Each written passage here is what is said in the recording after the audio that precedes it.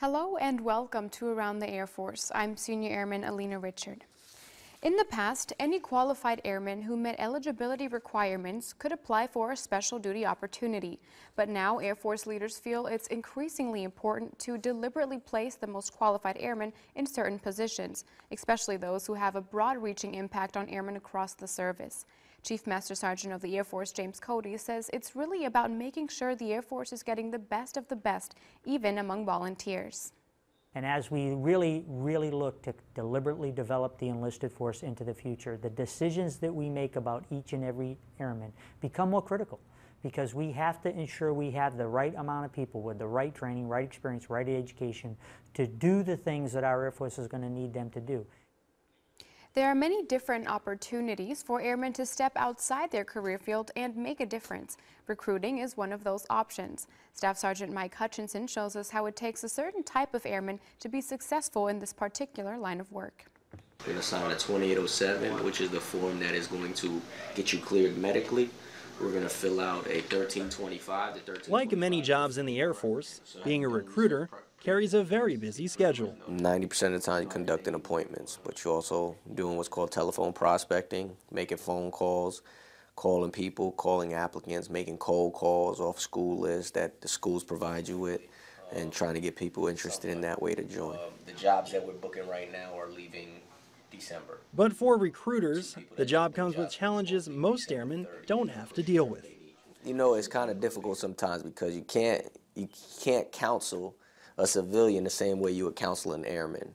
But at the same point in time, I try to, because at the end of the day, they're gonna be airmen one day. So they have to get used to it now, you know. So I talk to them the same way I would talk to an airman if I had an airman.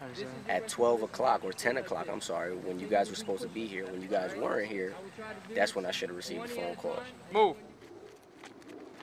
One of the top needs for the Air Force are battlefield airmen. Jobs like explosive ordnance disposal, pararescue, and combat control. For an applicant to qualify for one of these jobs, they have to pass a rigorous conditioning test. Fall back. Get off my ground. I try to just get them, you know, to come out to one of those weekly workouts just to see where they're at. So a lot of people will be taken aback a little bit, like, hey, I don't want to really jump out of airplanes. I don't want to. When they get around those other guys that have already qualified for that and they know that this is what they want to do, or they have a date to leave for that career field, and they start talking with them, it sparks their interest a lot more. In addition to helping mold future airmen, being a recruiter also has career and personal benefits. It allows you that step away from your career field, which you're supposed to do at the end of the day. But also, what it does is it makes you a better person. Whether you think it would or not, it definitely does. Okay?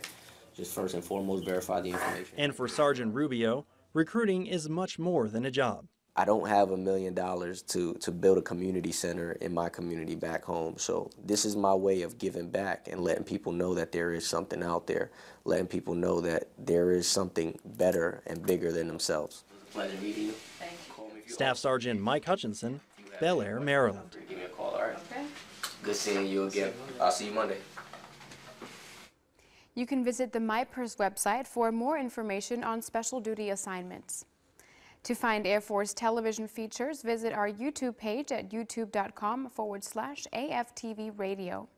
For more information on these and other stories affecting airmen and their families, visit the Air Force's newly designed website, AFLink.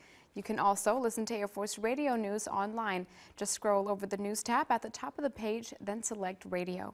From the Air Force Broadcasting Service at Fort Meade, Maryland, I'm Senior Airman Alina Richard. Thanks for watching.